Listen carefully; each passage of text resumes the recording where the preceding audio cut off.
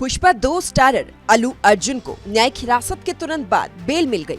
बावजूद इसके उन्हें एक रात जेल में बितानी ही पड़ गई। तेलंगाना हाईकोर्ट ने फिल्म पुष्पा 2 द रूल की प्रीमियर के दौरान महिला की मौत मामले में अल्लू अर्जुन को शुक्रवार को 4 सप्ताह के लिए अंतरिम जमानत दे दी। इससे पहले दिन में हैदराबाद की एक अदालत ने अल्लू अर्जुन को 14 दिन की न्यायिक हिरासत में भेजने का आदेश भी दिया था।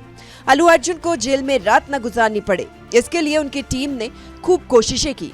न्यायिक हिरासत के तुरंत बाद ही हाईकोर्ट का दरवाजा खटखटाया। आनन फानन में अंतरिम जमानत भी मिल गई। बावजूद इसके अल्लू अर्जुन को एक रात यानी कि शुक्रवार की रात जेल में ही बितानी पड़ गई। जेल से निकलने के बाद अल्लू अर्जुन ने कहा, Thank you, I'm safe. बाहर उन्नानु, nothing to worry. I'm doing well. Thank you very much. And I also like to tell that I'm a law-abiding citizen. I respect the law, and I will cooperate with them, and I'll do the needful. I would like to give my condolences once again to the family.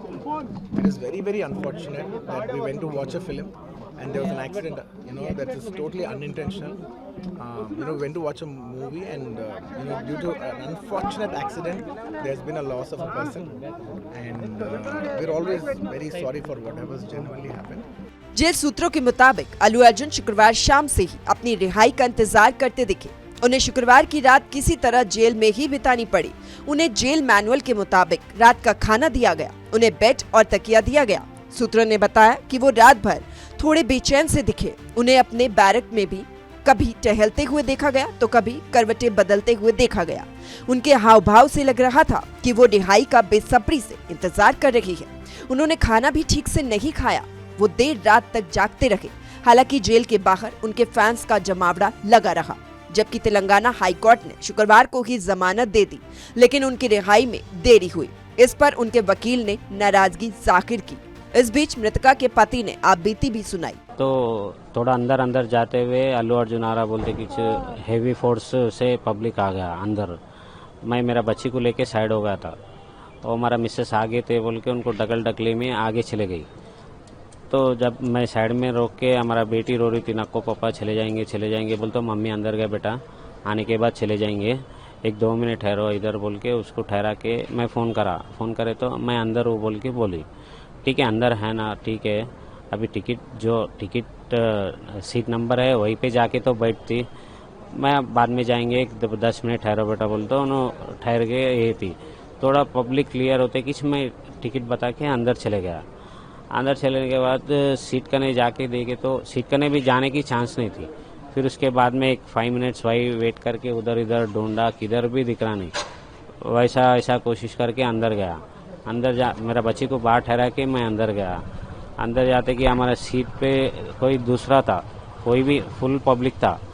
अरे इन्हें तो नहीं दिख रहे, पूरा ढूंढ लिया। फिर बाहर आया, मेरा बेटी रो रही, డాడీ మమ్మీ కావాలి, డాడీ అన్న ఏడి డాడీ అన్న ఏడి నాకు భయం అవుతుంది बोलते बोला कुछ भी ना डर इधर ही रहती मम्मी। अगर फोन करे तो स्विच ऑफ आ रहा था।